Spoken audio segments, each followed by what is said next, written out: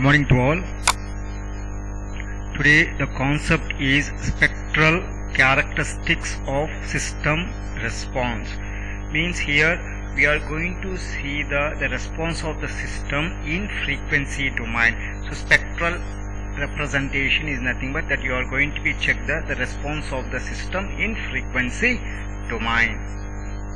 Consider that the random process x of t is a wide-sense stationary process with the autocorrelation function or xx of tau applied through an LTI system. It is noted that the output response y of t is also a wide-sense stationary and the process x of t and y of t are jointly wide-sense stationary.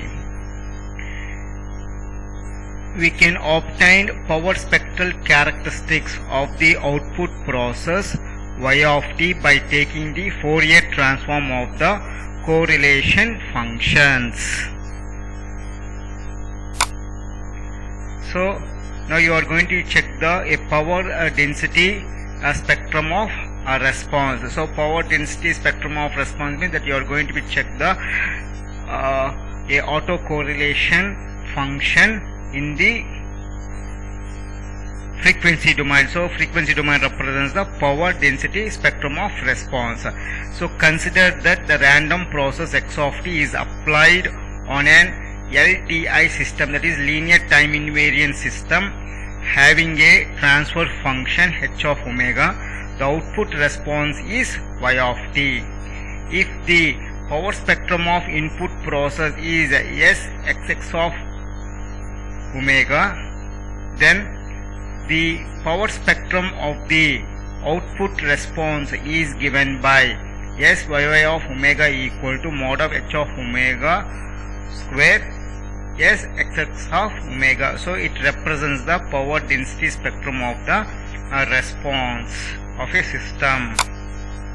So proof: let Ryy of tau be the autocorrelation of the output response y of t, then the power spectrum of the response is the Fourier transform of Ryy of tau.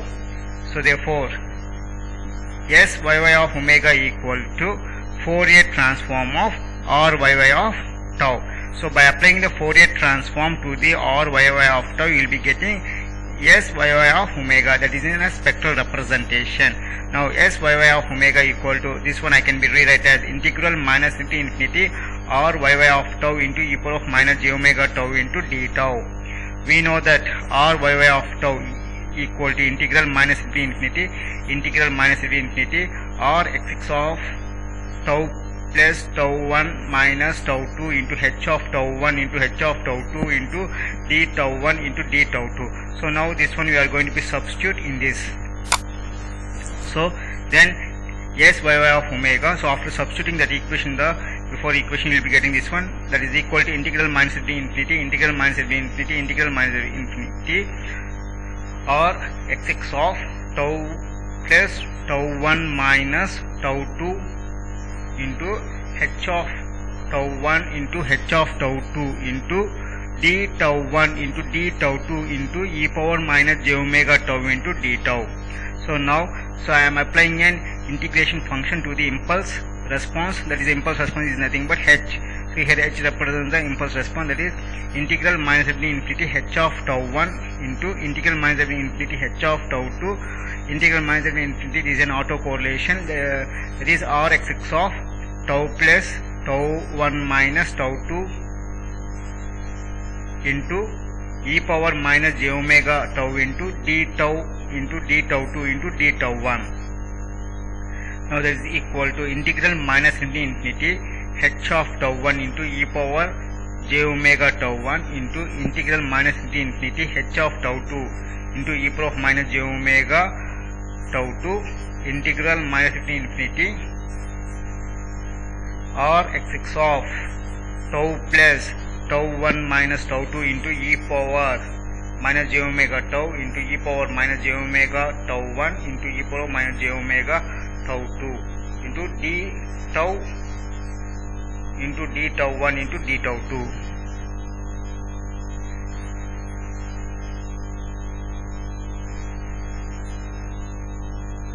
Okay, now let tau plus tau 1 minus tau 2 equal t, that is d tau equal dt. Now s y of omega equal to integral minus to infinity h of tau 1 into e power of j omega tau 1 into d tau integral minus to infinity h of tau 2 into e power of minus j omega tau 2 into dt to d tau 2 into integral minus to infinity r xx of t. So here we are going to be substituting r xx of t into e power minus j omega t into dt.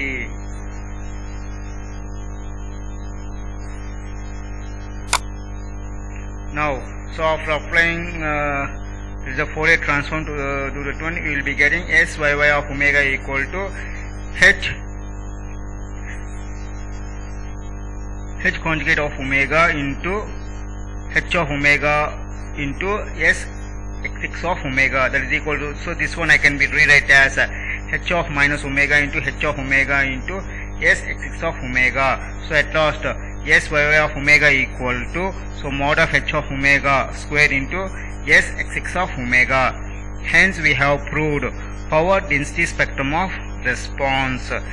Similarly, we can prove that the cross power spectral density function. So whatever procedure we have followed, same procedure we need to be followed to prove the cross power spectral density function.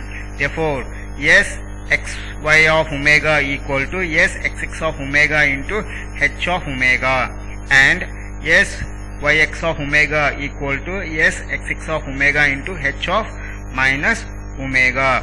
Okay, in this lecture, so we have proved the power density spectrum of response, that is an s y of omega equal to mod of h of omega square into s xx of omega, and cross power spectral density function is represented as s xy of omega equal to s xx of omega into h of omega, and s yx of omega equal to s xx of omega into h of minus omega.